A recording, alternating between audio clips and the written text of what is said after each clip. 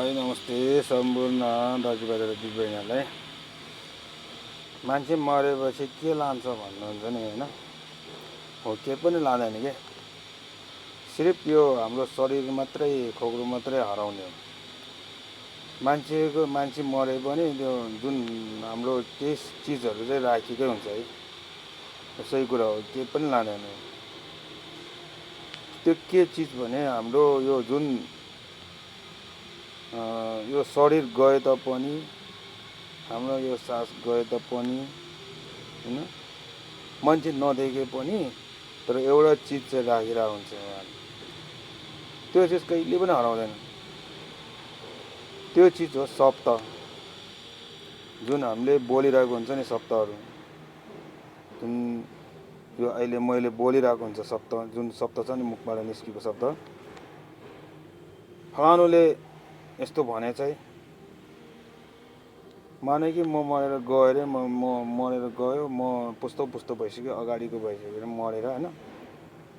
त्यही पनि हाम्रो अब नाति पनाति अथवा एकदम के कति पुस्ता पछाडि पनि हैन, उसले ओ फलाना सुनबहादुरले चाहिँ यस्तो शब्द चाहिँ बोलेको थियो कि, यस्तो बोलेको थियो, यो कुरो चाहिँ बोलेको छ है भनेर सम्झेको हुन्छ क्या। त्यो शब्द चाहिँ कहिले पनि बिर्सिँदैन, कहिले पनि लाँदैन कि, त्यो शब्द चाहिँ हराउँदैन र बिर्सिँदैन। जस्तै अहिले भनौँ कि धामी झाउरेहरू हैन, पण्डितहरू, अब यो विद्वानहरूले हैन, यो कविता लेख्नेहरूले बोलिरहेको हुन्छ नि, अहिले जुन फलानुले यस्तो भन्यो, फलानुले यस्तो हो भनेर भन्छ नि हैन, हो त्यो शब्द हो के।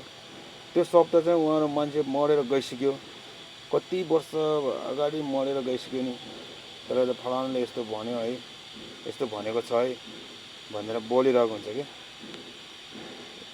एउटा केही न केही त भए पनि एउटा शब्दले गर्दा पनि फलानुको नाम त आउँछ नि हैन, फलानु ठिलानु भनेर। त्यही भएर मान्छे मरेर गए तापनि केही पनि लाँदैन साथीहरू। त्यसैले राम्रो बोल्नुहोस्, राम्रो शब्द बोल्नुहोस्, राम्रो यो जुन हाम्रो मुखबाट निस्किने बोली हुन्छ नि, राम्रो बोल्नुहोस्, कसैलाई नराम्रो नबोल्नुहोस्, विचार राम्रो राख्नुहोस्। तपाईँ मरेर गए तापनि त्यो शब्द कहिले पनि मर्दैन है साथी। केही कुराहरू चाहिँ पछि अर्को भिडियोमा गरौँला है साथीहरू। यो चाहिँ मलाई लागेको एउटा मनबाट निस्किएको एउटा भावना मात्रै है।